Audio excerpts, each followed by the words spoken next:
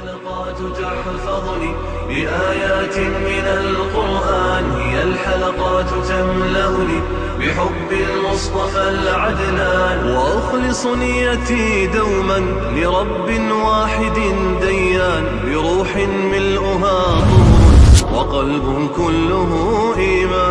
وأخلص نيتي دوما لرب واحد ديان، بروح ملؤها. أعوذ بالله من الشيطان الرجيم.